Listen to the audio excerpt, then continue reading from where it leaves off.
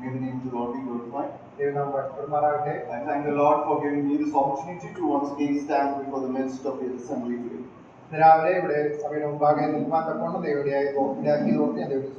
Last week I could worship the Lord with the believers in the BBA Majlis Bahrain.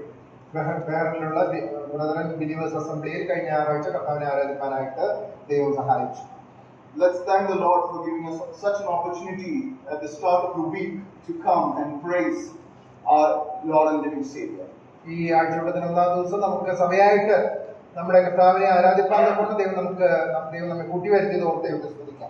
turn with me to a very familiar Psalm, Psalm 150, verses 1 to 3. Psalm 150, verses 1 to 3. 150-ാം സങ്കീർത്തനത്തിന്റെ ആദ്യത്തെ 3 വാക്യങ്ങൾ വായിക്കാം. യഹോവയെ സ്തുതിപ്പിൻ, ദൈവത്തെ അവന്റെ വിശുദ്ധ മന്ദിരത്തിൽ സ്തുതിപ്പിൻ, അവന്റെ ബലമുള്ള ആകാശവിധാനത്തിൽ അവനെ സ്തുതിപ്പിൻ, അവന്റെ വീര്യപ്രവൃത്തികൾ നിമിത്തം അവനെ സ്തുതിപ്പിൻ, അവന്റെ മഹിമാധിക്യത്തിന് തക്കവണ്ണം അവനെ സ്തുതിപ്പിൻ, കാഹളനാദത്തോടെ അവനെ സ്തുതിപ്പിൻ, വീണയോടും കിന്നരത്തോടും കൂടെ അവനെ സ്തുതിപ്പിൻ. This is one of the most shortest courses or descriptions of worship mentioned in the Bible.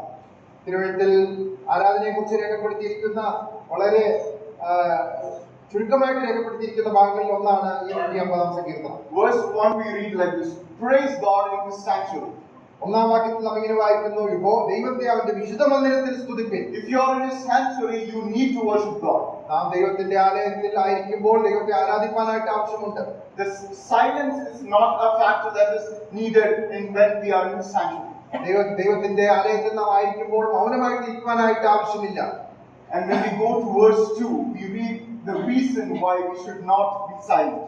രണ്ടാം വാക്യത്തിലേക്ക് കടന്നു വരുമ്പോൾ എന്തുകൊണ്ട് നാം മൗനമായിരിക്കരുത് എന്നുള്ളതിന്റെ കാരണം നമുക്ക് കാണാനായിട്ട് സാധിക്കുന്നു. Praise Him for His mighty acts. അവന്റെ വീര്യപ്രവൃത്തികൾ നിമിത്തം അവനെ സ്തുതിപ്പിൻ. Usually when we think about mighty acts, we think about the creation, we think about everything else. വീര്യപ്രവൃത്തികൾ എന്ന് പറയുമ്പോൾ സാധാരണ നാം ദൈവം ചെയ്ത അത്ഭുത പ്രവൃത്തികൾ, സൃഷ്ടി മുതലായ കാര്യങ്ങളാണ് ഓർക്കുന്നത്. But the mighty act on the cross is one of the most mightiest act I would say.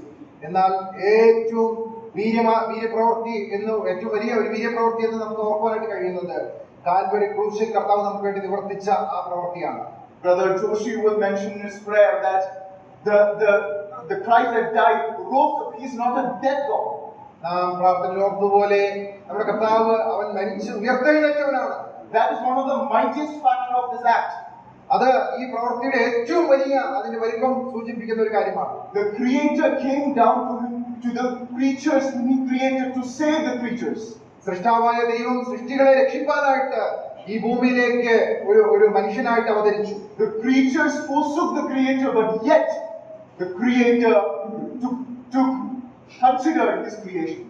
ആ സൃഷ്ടാവിനെ തള്ളിക്കളഞ്ഞുവെങ്കിലും, അവനെ വേണ്ട എന്ന് പറഞ്ഞുവെങ്കിലും അവരെ കടാക്ഷിച്ച, അവരെ സ്നേഹിച്ച ഒരു കർത്താവിനെ, സൃഷ്ടാവിനെ നമുക്ക് കാണാനായിട്ട് സാധിക്കും. What a mighty act on the cross. ക്രൂശിൽ നമുക്ക് വേണ്ടി നിവർത്തിച്ച ആ വലിയ വീര്യപ്രവൃത്തിയെ ഓർത്ത് നമുക്ക് ദൈവത്തെ സ്തുതിക്കാം. And coming down to verses 3 onwards, we read, praise Him with the sound of the trumpet, praise Him with the lute and harp.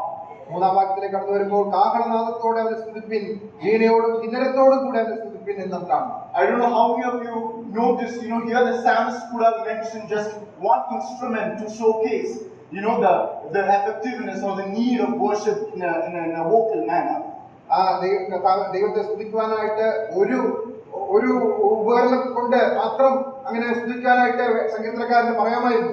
But he mentioned various instruments. എന്നാൽ വിവിധങ്ങളായ ഉപകരണങ്ങളെ അവിടെ രേഖപ്പെടുത്തിയിരിക്കുകയാണ്. Various instruments have different beats, different sounding, different variations. ഈ വ്യത്യസ്ത ഉപകരണങ്ങളൊക്കെ വ്യത്യസ്തമായ ശബ്ദമാണ്, വ്യത്യസ്തമായ നാദങ്ങളാണ് പുറപ്പെടുവിക്കുന്നത്. This reminds us of how important our contribution to worship is, how different our worship is, but yet when we come to His sanctuary, the importance of giving out the will. ഈ കാര്യം നാം ഒക്കെയും വ്യത്യസ്തമായ രീതിയിൽ കർത്താവിനെ ആരാധിക്കുന്നതിന്റെ പ്രാധാന്യം നമ്മെ ഓർപ്പിക്കുന്നു. ദൈവസന്നിധിയിലേക്ക് നാം കടന്നു വരുമ്പോൾ നാം ദൈവത്തെ ആരാധിക്കേണ്ടവരാണ്. Let's continue to sit in His presence, meditating on this greatest act of the cross. ക്രൂശിൽ നമുക്ക് വേണ്ടി നിവർത്തിച്ച വലിയ വീര്യപ്രവൃത്തിയെ ധ്യാനിച്ചുകൊണ്ട് നമ്മുടെ കർത്താവിനെ നമുക്ക് ആരാധിക്കാം, മഹത്വപ്പെടുത്താം. May the name of the Lord be glorified. ദൈവത്തിന്റെ വിലയേറിയ നാമം വാഴ്ത്തപ്പെടുമാറാകട്ടെ.